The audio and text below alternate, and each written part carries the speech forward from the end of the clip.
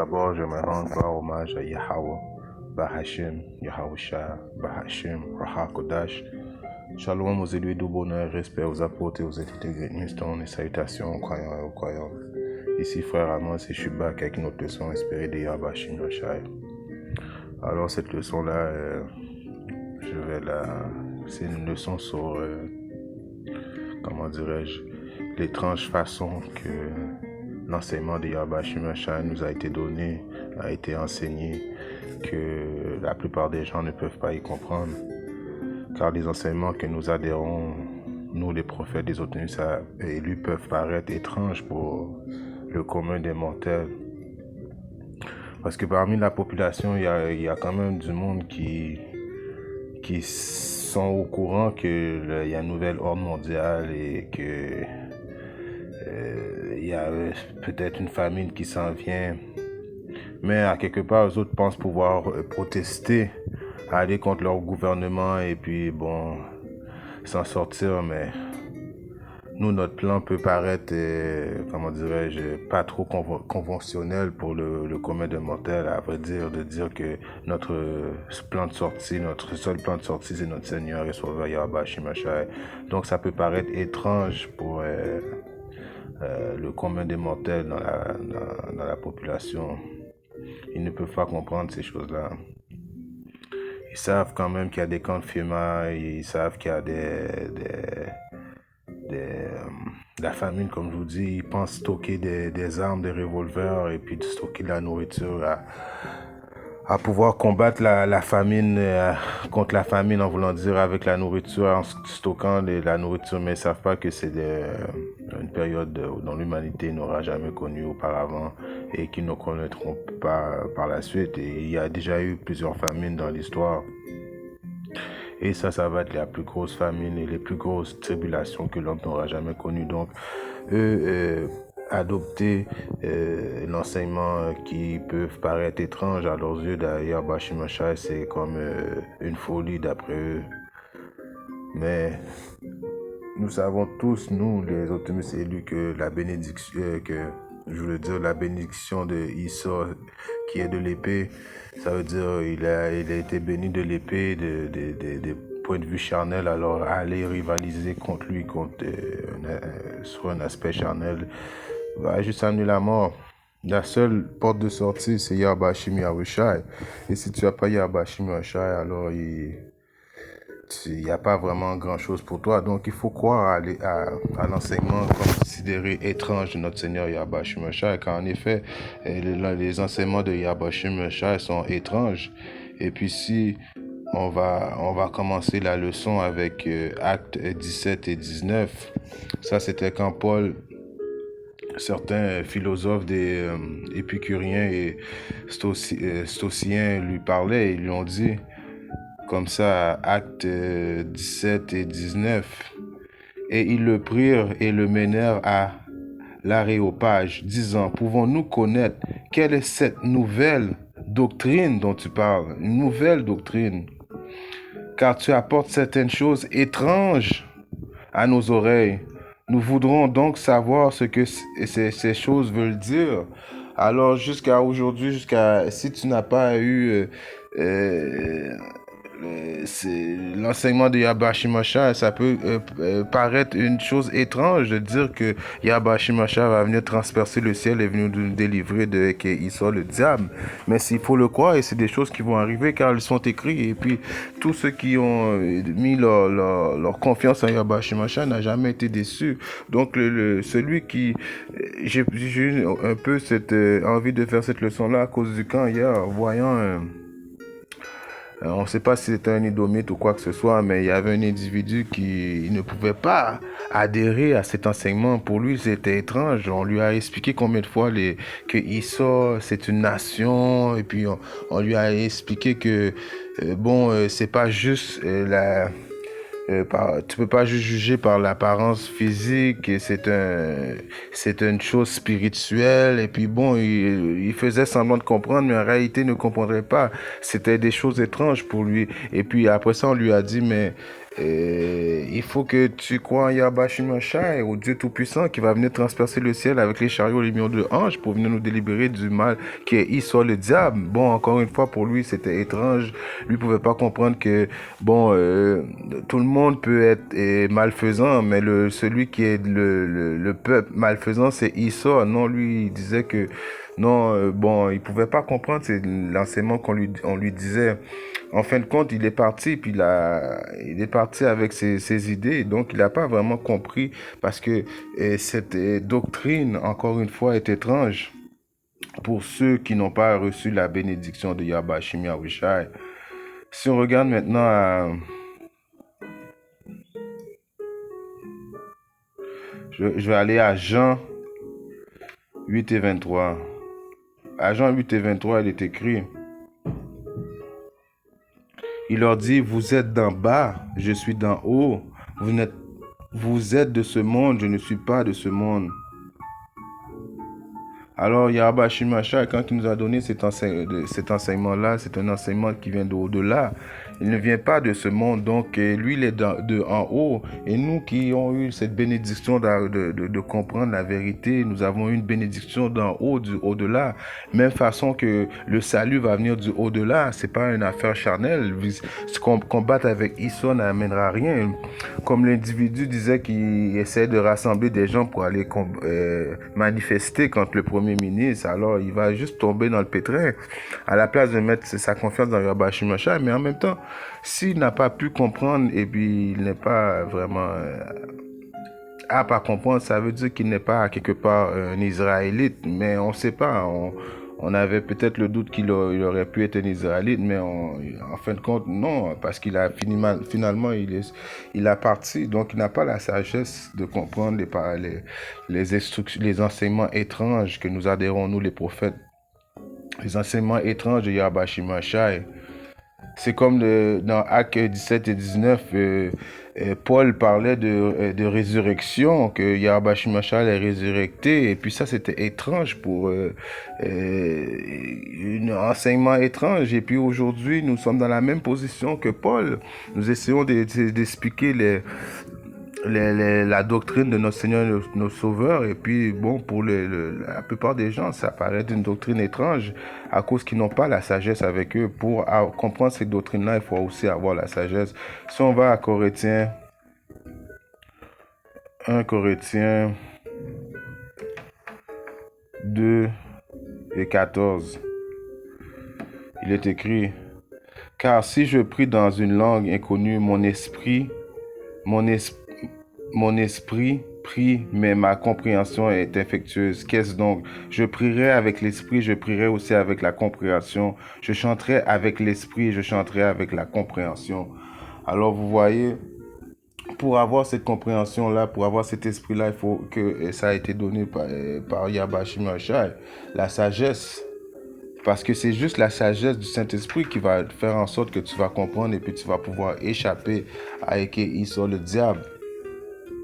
Juste à cause j'ai fait ce point-là, là, on va aller à sagesse 10 et je commence à 9. Ouais, c'est ça. C'est là qu'il y a 2 secondes. Oh non, je commence à 10. Un jour, un juste dut s'enfuir pour échapper à la colère de son frère. Alors ce juste qui a dû s'enfuir, échapper à la colère de son frère, on parle de qui? On parle de Jacob qui a dû s'enfuir, qui présentement va devoir s'enfuir de son frère et qui est Issa, le diable. L'homme rouge, l'homme blanc.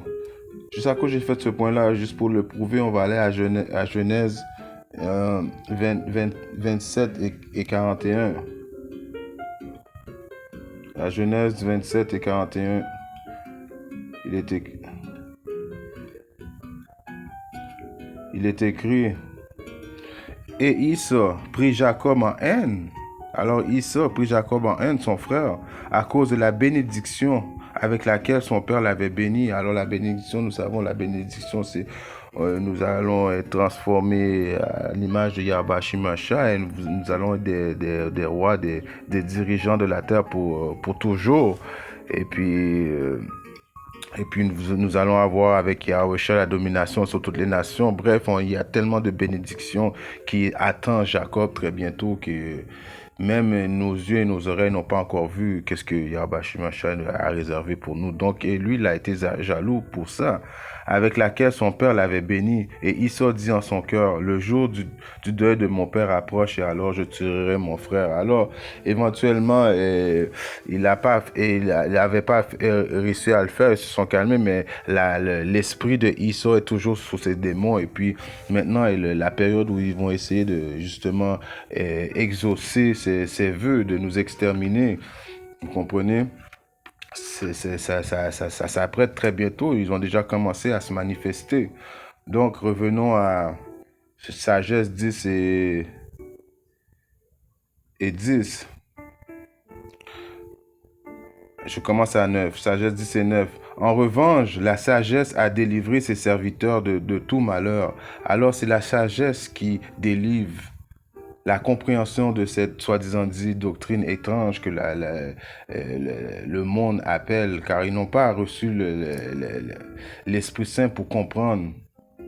Quand on leur dit que Yahweh Shemashah va transpercer le ciel, va venir avec des chariots de l'Éternel pour venir délivrer seulement ses élus, la nation d'Israël, commençant par les élus, les soi-disant Négo, les soi-disant latinos, les soi-disant amérindiens.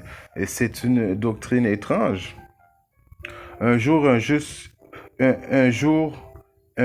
dut s'enfuir pour échapper à la colère de son frère. La sagesse la conduit sur le bon chemin. Elle lui montra le royaume de Dieu et lui fit connaître les choses saintes.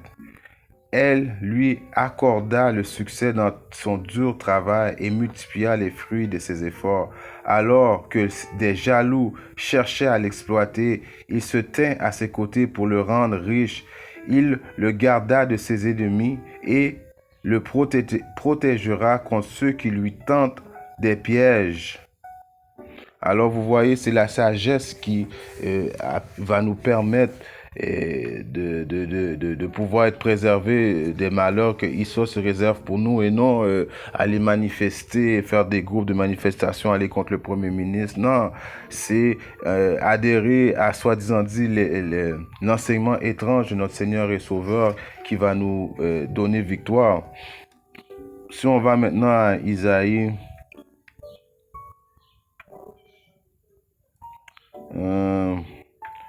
Isaïe 59 et 19. Ainsi, ils craindront le nom du Seigneur Yahweh Shemashah depuis l'ouest et sa gloire depuis le lever du soleil.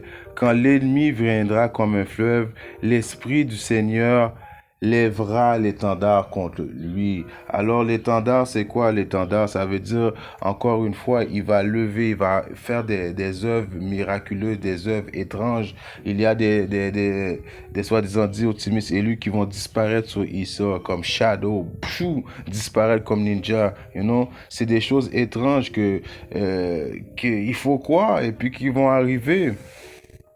Qu'il faut croire qu'ils vont arriver, comme il est arrivé tellement de choses miraculeuses et étranges dans tout le long de la Bible, quand roi David se battait et puis les chariots sont venus le déplacer du lieu de bataille, c'est des choses étranges, mais que les optimistes élus croient, mais le monde ne croit pas. Ils croient plus à leur façon charnelle de faire les choses, c'est pour ça qu'ils vont éventuellement être éliminés. Vous comprenez? Si on regarde à Isaïe 33 et 6, et la sagesse et la connaissance seront la stabilité de ton temps, et la puissance du salut, la crainte du Seigneur et son trésor. Alors encore une fois, il est écrit la sagesse et la connaissance des enseignements étranges de Yahweh Shemashah qui va nous préserver. Comprenez? Et non pas les soi-disant dire des hommes de manifester, nous sommes toutes. Non, c'est toutes les affaires de Yahweh Shemashah qui va nous amener la prospérité. Si on regarde maintenant Proverbe 2 et 10, lorsque la sagesse entre dans ton cœur et que la connaissance est agréable à ton âme, la discrétion te préservera, la compréhension te gardera. Alors, encore une fois, la sagesse entre dans ton mind, tu commences à comprendre les doctrines étranges de Yahweh Shemashai, les possibilités infinies que Yahweh Shemashai t'offre. Alors ton âme, ça devient agréable dans ton âme. La discrétion te préservera, la compréhension te gardera. Donc tu comprends la doctrine étrange de ton Seigneur, ça va te préserver. Pour te délivrer du chemin de l'homme malveillant. L'homme malveillant qui est quoi? Qui est le diable. Et qui est Esau, l'homme rouge, l'homme blanc. Et de l'homme qui dit des choses détournées. Qui dit des choses détournées? Toujours, c'est Esau, le diable. Alors, ça va être un salut étrange. Si on regarde à Sagesse 5 et 1, il est écrit, alors l'homme juste se tiendra debout avec une grande assurance devant ceux qui l'ont tourmenté et se sont moqués de ses peines. En le voyant, ils seront agités d'une peur panique. Ils seront stupéfiés de le voir sauvé, contrairement à ce qu'ils attendaient. Le cœur angoissé, ils gémiront, ils regretteront leur conduite et se diront les uns les autres, c'est l'homme dont nous avons ri autrefois, celui dont nous sommes moqués, insensés que nous étions. Nous pensions que sa manière de vivre était une folie et sa mort nous a semblé déshonorante. Et maintenant le voilà placé parmi les enfants de Dieu.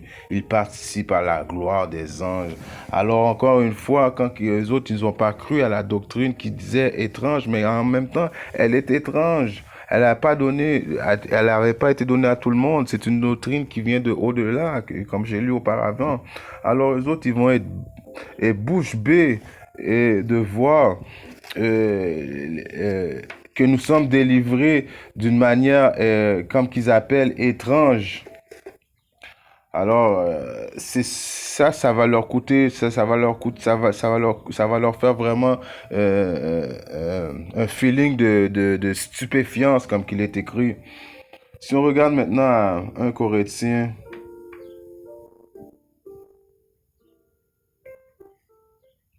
2 et 12. Maintenant, nous avons reçu non l'esprit du monde, mais l'esprit qui est de Dieu, afin que nous puissions connaître les choses qui nous sont librement données de Dieu. Alors l'esprit qu'on a, que nous pouvons connaître les enseignements étranges de notre Seigneur et Sauveur, a été donné de Yahweh Shem Yahushai. Nous avons pris le mindset de Yahweh Shem Yahushai. Alors c'est pour ça qu'il y a des fois quand nous essayons de prophétiser, mais quand on prophétise, on n'essaie pas vraiment juste de ramener du monde. Non, on prophétise des choses étranges. Et puis si tu es capable, si tu as des oreilles pour entendre, et tant mieux pour toi. Mais si tu n'as pas d'oreilles pour entendre, alors, et puis tu adhères pas avec ça, donc alors tu n'es pas assujetti d'avoir ce salut qui est un salut qui va se faire étrangement, comme j'ai lu à Sagesse 5 et 1. Si on lit à Séracée 36 et 6, il est écrit « Renouvelle tes actes pleins de sens, répète tes miracles. » Alors, c'est des miracles et répète tes miracles. Ça veut dire les miracles passés que Yahweh a fait pendant tout le long de la Bible. Très bientôt, ces miracles-là vont revenir et encore, ils vont revenir. Ils vont quadrupler, multiplier, car Yahweh va faire des travaux vraiment stupéfiants et des œuvres que l'homme simple peut appeler étranges. Je paraphrase un verset, l'homme simple ne comprend pas les choses du au-delà, mais l'homme spirituel comprend tout. En tout cas, je voulais toucher à ça en espérant que ça édifie mes frères ou sœurs qui partent dans le monde. Si Yahweh le veut, je reviendrai très bientôt avec une autre leçon. Shalom, quoi, mes